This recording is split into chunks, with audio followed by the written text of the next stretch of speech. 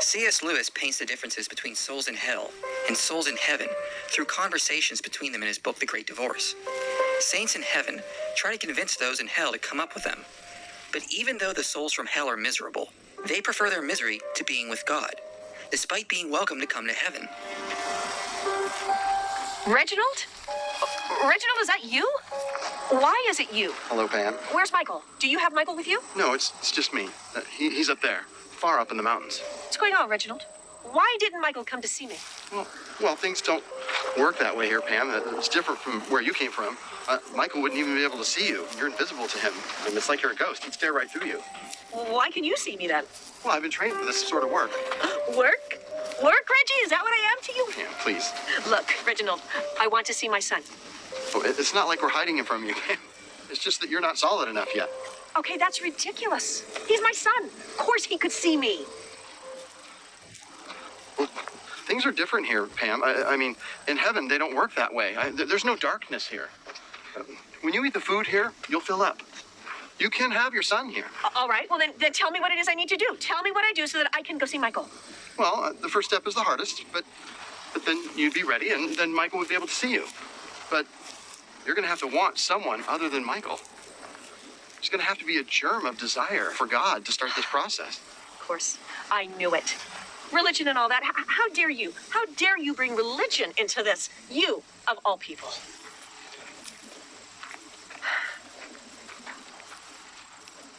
Fine. Fine. Tell me what it is. Show me how I can want God, and, well, then he'll let me see Michael, right? You're seeing it all wrong. You can't use God as a means to see Michael. You're not going to be solid unless you want God for his sake and his sake alone. Oh. You wouldn't say that if you were a mother. You're seeing yourself as only a mother to Michael. I mean, you were God's first. He waited for you. He suffered. He loves you, Pam. Reggie, do you honestly believe that a God who loved me would keep me from seeing my son? Do you believe that a God who loved me would have taken my son in the first place? He did that partly for Michael's sake. What is that supposed to mean? I loved Michael. I gave everything I had to make Michael happy. I gave up my life. Human beings can't keep each other happy for very long. It's just impossible. Your love for Michael was too fierce, it was uncontrolled, monomaniacal. It overtook who you were. God had to take away that object of love so that out of the loneliness, maybe something beautiful could emerge. Reginald, you are cruel and evil. How dare you criticize my love for my son? My son. Maternal love is the highest and the purest form of feeling in human nature. Oh, don't fool yourself about emotions and feelings, Pam. Feelings are never high or low. It's only when God gets a hold of it that he can make it holy. It's always bad when feelings become a false god. My feelings for Michael would have never been bad. Oh, I see. And from where you came from, hell, did they have their sons? Are they happy? They didn't love their sons like I love my Michael. I lived for his memory until I died. You shouldn't have done that, Pam. You worshiped that pain like an idol. You made it horrible. You wouldn't even leave the house. Your husband and daughter were miserable. It's not like they weren't grieving as well. But, oh no, it's all pain and suffering. Not even any good memories about Michael. Yeah, Just, I know. Your pain and suffering. Yes, of course. Now, it's all about me. It's all my fault. Everything I do is wrong, according to you. Oh, exactly. Well, I mean, we're all wrong. That's what we find out when we get here. It's all a big joke. There's no sense in even trying to prove you're right anymore. Once you admit you're wrong, then you can start living. Reginald, this is a cruel and twisted joke. I don't care about the rules here. I don't care about a God that would keep a son from his mother.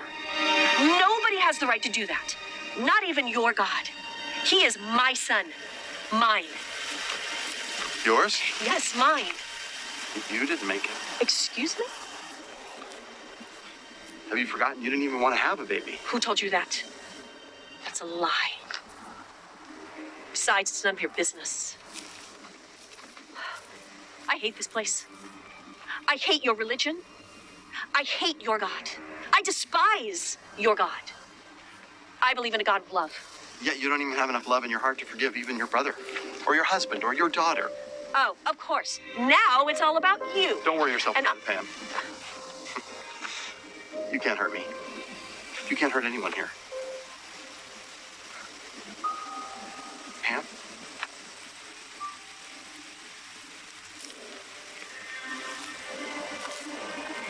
Bye, Pam.